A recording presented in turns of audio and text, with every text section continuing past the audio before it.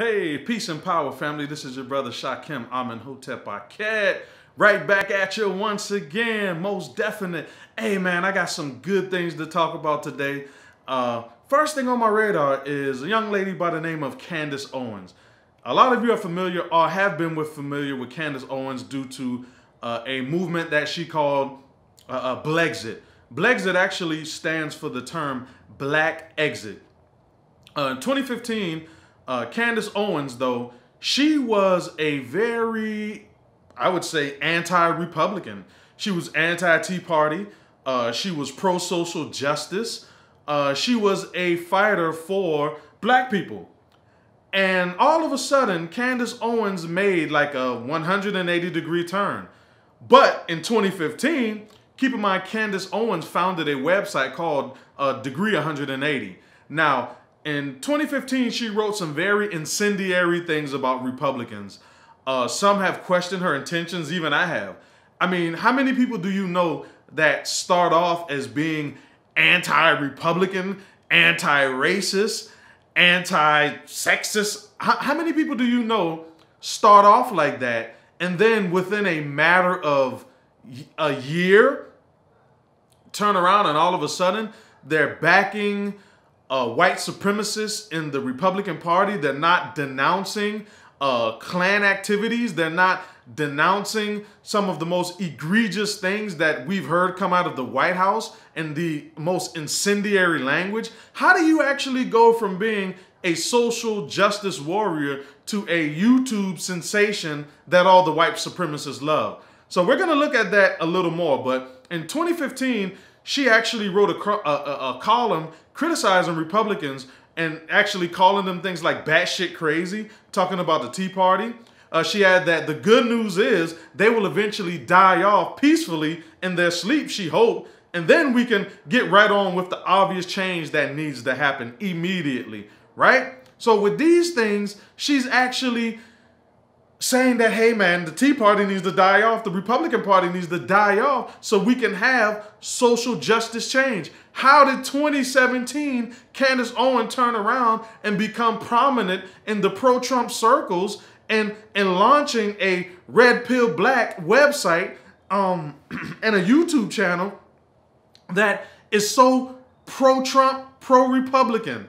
Now, a lot of people that, you know, like conservatism, I have black Republican friends, and I know you probably know black Republicans or talk to black Republicans. So this is not an attack on the black Republican.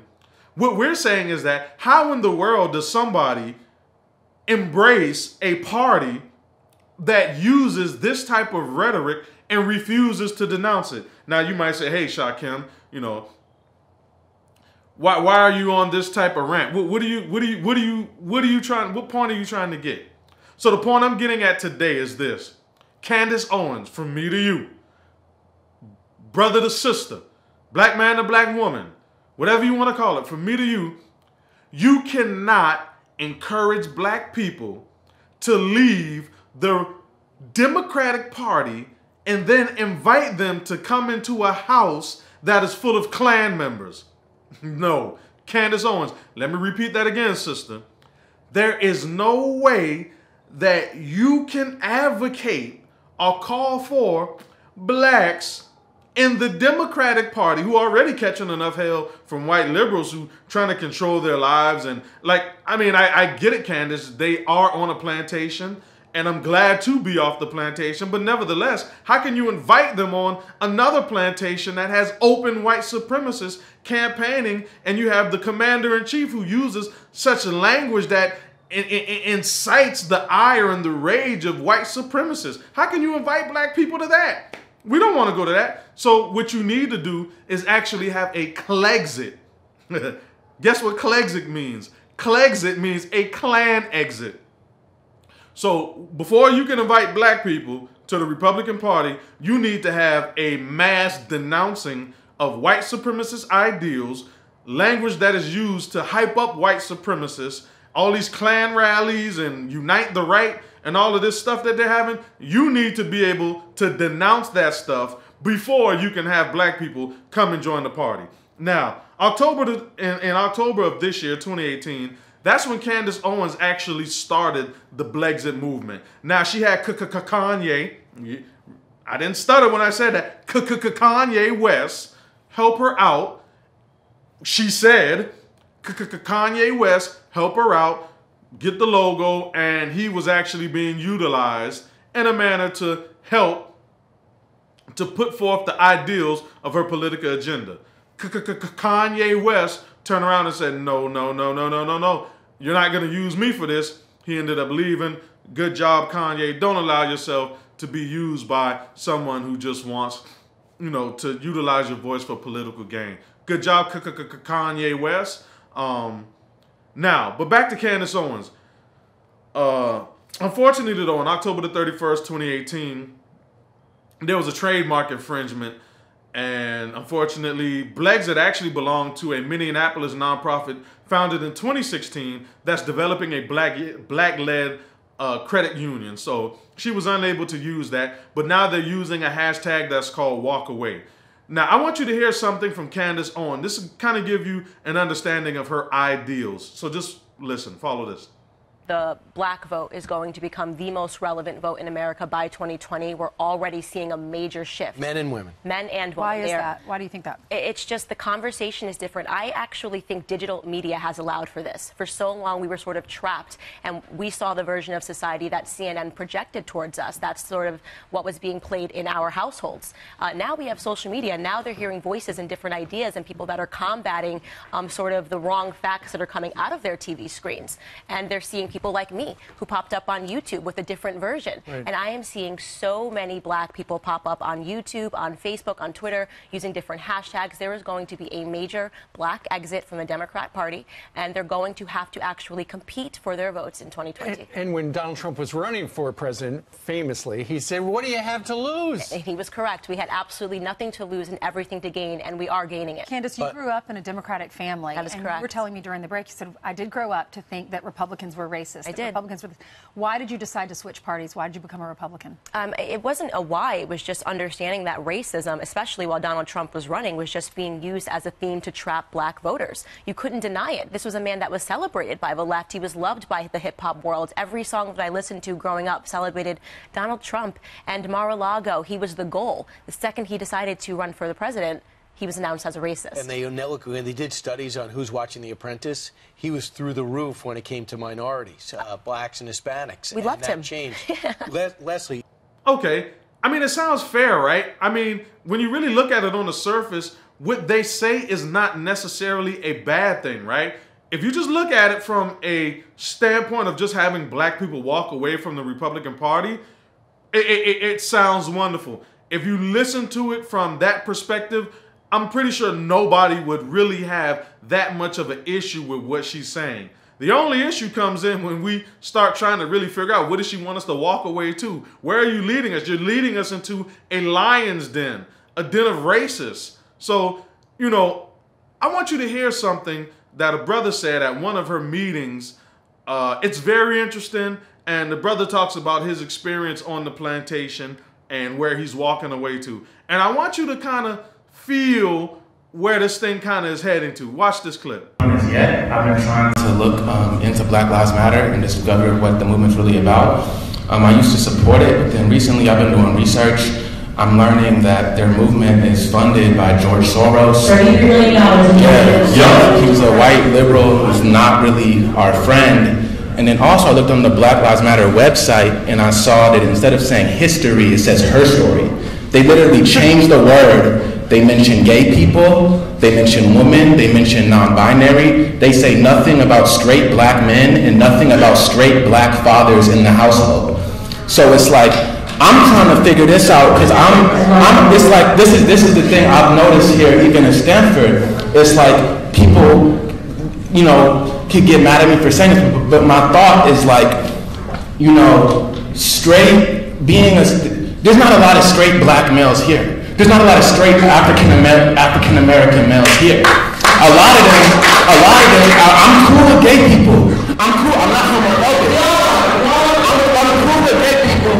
But the thing is, I've been researching this, and there's thoughts about population control and like how with gay black men, you have less straight black fathers. You don't have role models. So then we look to rappers and NBA players. So it's like, I'm cool with gay black people. My best friend is a gay black dude, bro. Like, I'm not homophobic, but I'm just saying I've been researching Black Lives Matter and I've been understanding the politics and how they're funded by white liberals. And recently I've been feeling like they're white liberals in blackface because they're white liberals in blackface. And when I say that, it's because the white liberals, it's all about feminism, LGBT. White liberals don't really care about black people. I realize white liberals don't really care about me, bro.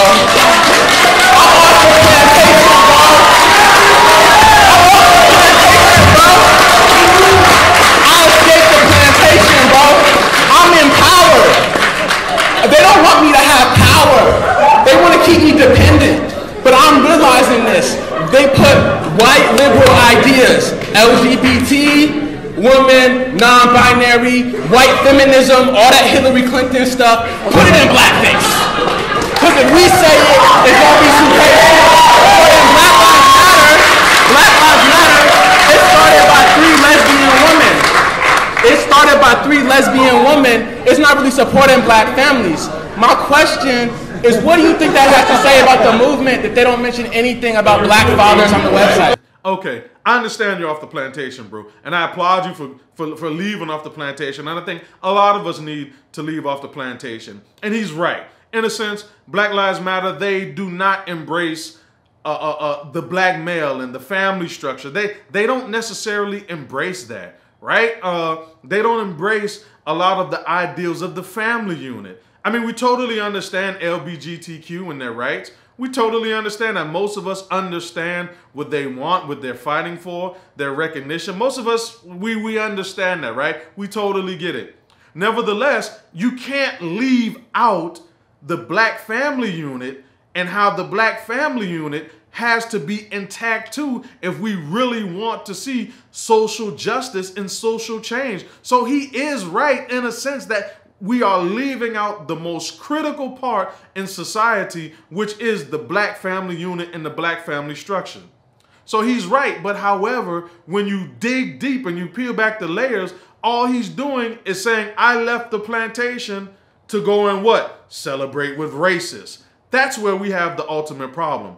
Now, I want you to listen to, well, I'm gonna talk about it first, right? In June 2nd, 2016, Trump had a conversation with the Wall Street Journal. Now, as you all can remember, President Trump had some issues with Trump University. Most of the students that were going there felt that it was a scam. They paid an exorbitant amount of money. They didn't get the necessary education that they felt they needed in order to be successful. They figured Trump just sold them a dream and left happily ever after and took the money. So the judge that was presiding over the case happened to be a Mexican of Mexican heritage. Now, he was born and raised in the United States. However, he was of Mexican descent. Now, this was U.S. District Judge Gonzalo Corral. Now, Trump told the Wall Street Journal, and I read, Corral had an absolute conflict in presiding over the litigation, given that he is of Mexican heritage and a member of the Latino Lawyers Association. Now, listen to the clip.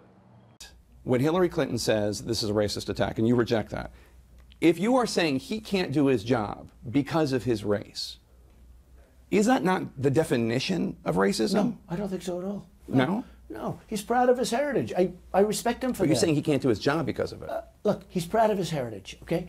I'm building a wall. Now, I think I'm going to do very well with Hispanics. Citizen. You know why I'm going to do well with Hispanics? Because I'm going to bring back jobs, and they're going to get jobs right now. They're going to get jobs. I think I'm going to do very well with Hispanics, but we're building a wall. He's a Mexican. We're building a wall between here and Mexico. The answer is he is giving us very unfair rulings. Rulings that people can't even believe. This case should have ended years ago on summary judgment. The best lawyers, I have spoken to so many lawyers, they said, this is not a case. This is a case that should have ended. This judge is giving us unfair rulings. Now I say why. Well, I'm building a wall, okay? And it's a wall between Mexico, not another country. But he's not from Mexico. In my opinion, he's from Indiana. He's Mexican heritage, and he's very proud of it.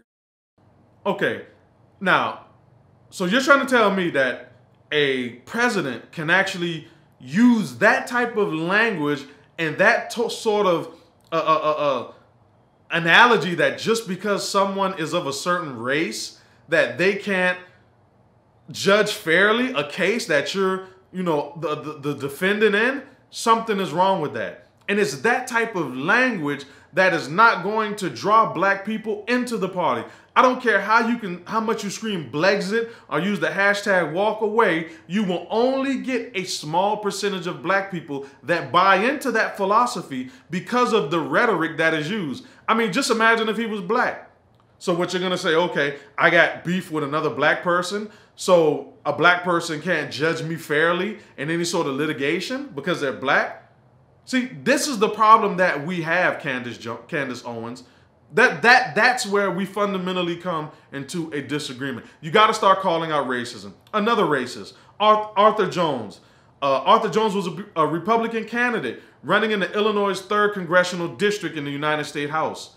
A lot of this district covers Chicago. R. Jones, listen, I'm going to play a clip of R. Jones so you can listen to what he says, and then you can make your judgment from that. Listen to the clip. Hi, my name's Art Jones. Arthur Jones is running for Congress in Chicago's 3rd District. Do you think you have a shot at winning? Listen, I wouldn't be in this if I didn't think I could win. He's also one of at least 8 white nationalists running for state or federal office this year, according to the Southern Poverty Law Center. I consider myself a white racialist. Jones was a member of the American Nazi Party who denies the Holocaust ever happened. 6 million Jews. Ridiculous. He's also campaigning to keep Chicago's neighborhoods 90% white. I think most white people want a white neighborhood. Do you think that black people are genetically inferior? The average IQ of a black person is about 20 points lower than the average IQ of a white person. I went to Harvard. All right. And you got a lot of white blood in you, too. Some white blood. I'm African American. Well, that's where your intelligence is coming from, I think. You think it comes from my white side? I think so. That's pitiful. This guy is running on a straight white supremacist agenda.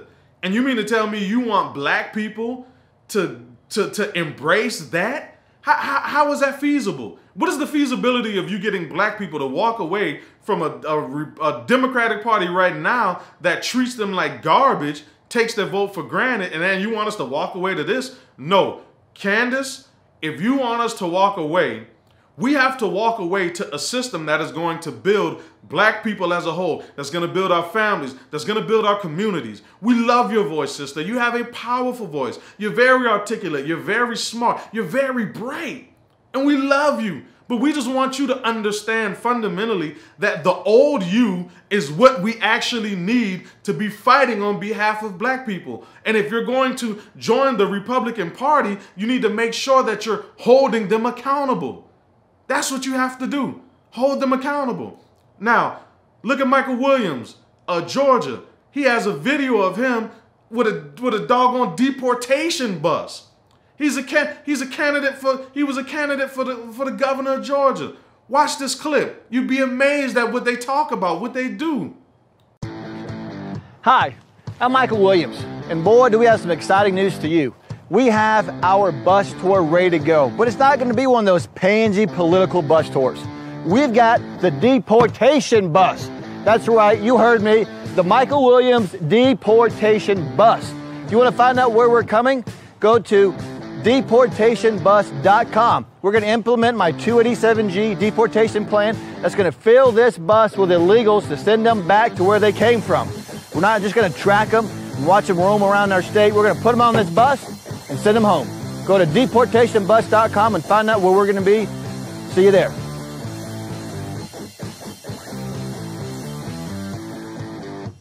If you're as tired as I am with politicians that do nothing but talk, and you want to see this bus filled with illegals, vote Michael Williams on May 22nd. And look at the absurdity of that. Absurdity. Totally absurd. Now you got another Republican, Mississippi Senator, Republican, Cindy Hyde-Smith.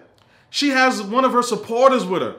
She actually compliments the reporter and says, listen, if this guy invited me to a public hanging, I'd be on the front row. What? Mississippi, after the Reconstruction era, Mississippi had the most lynchings in the United States. Over 70% of them. Black people. And you mean to tell me she has the nerve to utilize language like that against a black opponent? And you actually want black people to join this party? Nobody called her out. Let's listen to what the governor of Mississippi actually said in her defense. Play the clip. We put out a statement yesterday, and we stand by that statement. Could you expand on it then, why you said it, what you meant by it, and why people in the state should not see it as offensive? We put out the statement yesterday, and it's available, and we stand by that statement. Senator, are you familiar with Mississippi's history of lynchings?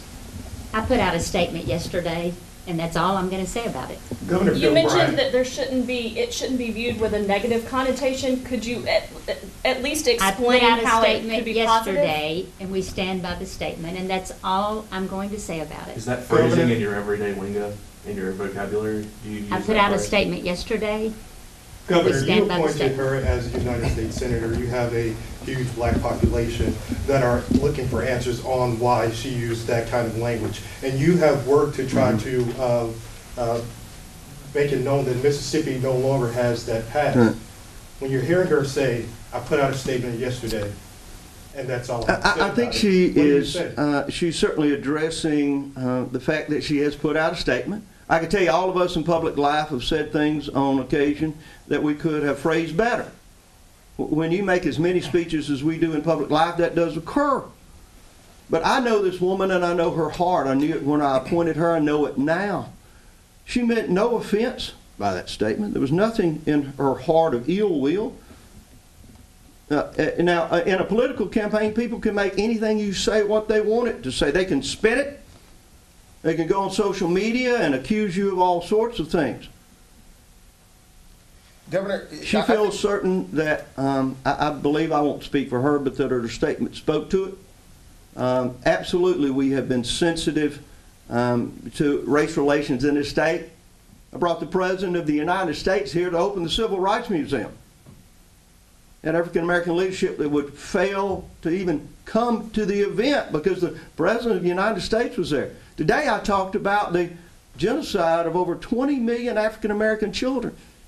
You see, in my heart, I am confused about where the outrage is at about 20 million African-American children that have been aborted. No one wants to say anything about that. No one wants to talk about it. Totally egregious. And this is what they do. They don't call out the behavior. They just brush over it and say, hey, man, you know, it's kind of like, you know, y'all took it out of context. No, we didn't take it out of context. We know exactly what she meant.